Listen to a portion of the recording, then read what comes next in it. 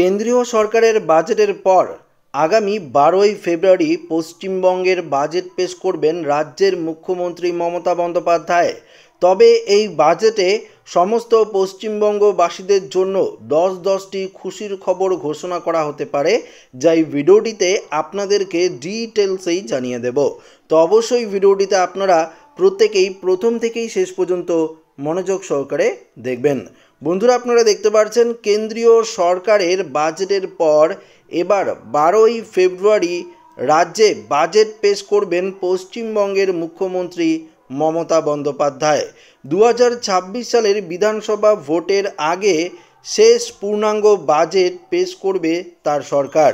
তবে এই বাজেটে কি ধরনের ঘোষণা করতে পারে রাজ্য সরকার, গরিব মধ্যবিত্তদের জন্য কি সুখবর দিতে পারে মুখ্যমন্ত্রী মমতা বন্দ্যোপাধ্যায়, আসুন আপনাদেরকে এই ভিডিওটিতে বিস্তারিতভাবে জানিয়ে দেব। বন্ধুরা, আপনারা দেখতে পাচ্ছেন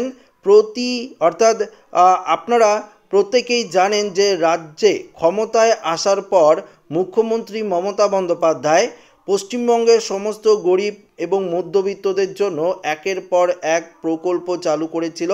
তবে এই বাজেটে এবার থাকছে আরও 10টি খুশির খবর, যা শুনলে আপনারা আরও খুশি হয়ে যাবেন। তো আসুন আপনাদেরকে জানিয়ে দিই। আপনারা প্রথমত দেখতে পাচ্ছেন 1 নম্বরে রাজ্য সরকারের স্বাস্থ্যসাথী প্রকল্পের আওতায় নতুন সুবিধা যোগ করতে পারে। পাশাপাশি বর্তমানে এই প্রকল্পের আওতায় পরিবার পিছু 5 লক্ষ টাকা করে পায় স্বাস্থ্য বিমার সুবিধা পাচ্ছে, যা পরবর্তীতে আরও কিন্তু বাড়তে পারে। অর্থাৎ এখন আপনারা 5 লক্ষ টাকা করে পাচ্ছেন স্বাস্থ্যসাথী যে কার্ড রয়েছে সেই কার্ডের মাধ্যমে, কিন্তু আসন্ন বাজেটে এই যে 5 লক্ষ টাকা সেটা কিন্তু আরও বাড়তে পারে। পাশাপাশি দেখুন, যারা কৃষক বন্ধু প্রকল্পের টাকা পাচ্ছেন তাদের জন্য আরও একটি দারুণ সুখবর রয়েছে। দেখতে পাচ্ছেন কৃষকদের জন্য খুশির খবর হতে পারে এই বাজেটে, কেননা কৃষক বন্ধু প্রকল্পে বছরে কৃষকরা 10,000 টাকা করে পায়। এবার সেই টাকাও বাড়াতে পারে রাজ্য সরকার। তো বুঝতে পারলেন, কৃষক বন্ধু প্রকল্পের জন্য আরও একটি দারুণ সুখবর।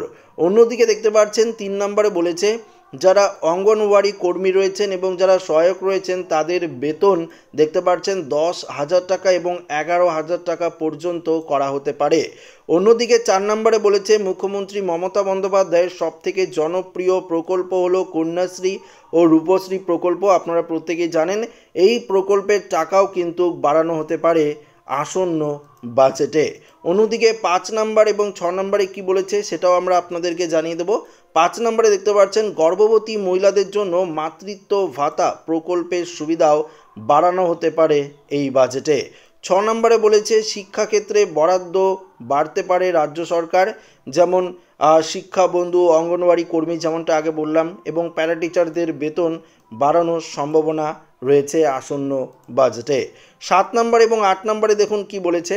7 নম্বরে দেখুন এখানে পরিষ্কারভাবে বলে দিয়েছে সমস্ত যুবক যুবতীদের জন্য এই নতুন বাজেটে কর্মসংস্থানের সংখ্যা আরও বাড়ানোর সম্ভাবনা রয়েছে। এবার অন্তত 50,000 নতুন নিয়োগ ঘোষণা করতে পারে রাজ্য সরকার। পাশাপাশি 8 নম্বর বলেছে রাজ্য সরকারের আরও একটি জনপ্রিয় প্রকল্প হলো লক্ষ্মীর ভাণ্ডার প্রকল্প। এই প্রকল্পের কথা আপনারা প্রত্যেকেই জানেন যে এই প্রকল্পের টাকা ও বাড়ানোর সম্ভাবনা রয়েছে। অর্থাৎ এই প্রকল্পে যারা SC ST রয়েছেন তারা 1200 টাকা করে এখন পাচ্ছেন, এবং যারা সাধারণ রয়েছেন অর্থাৎ জেনারেল রয়েছেন তারা 1000 টাকা করে পাচ্ছেন। এবার এই বাজেটে কিন্তু আরও কিন্তু টাকা বাড়াতে পারে। ইতিমধ্যেই এই বিষয়ে মুখ্যমন্ত্রী মমতা বন্দ্যোপাধ্যায় কিন্তু পরিষ্কারভাবে সেই বিষয়ে জানিয়েও দিয়েছে। তো লক্ষ্মীর ভাণ্ডার প্রকল্পের টাকা কিন্তু আরও বাড়ানোর সম্ভাবনা রয়েছে। 9 নম্বরে দেখুন এখানে কি বলেছে। 9 নম্বরে পরিষ্কার বলেছে রাজ্য সরকারি কর্মচারীদের বকেয়া ডিএ নিয়ে গুরুত্বপূর্ণ ঘোষণা হতে পারে। পাশাপাশি এবার রাজ্য সরকার ডিএ বৃদ্ধি ঘোষণা করতে পারে। 6 থেকে 7% পর্যন্ত ডিএ বৃদ্ধি কিন্তু হতে পারে।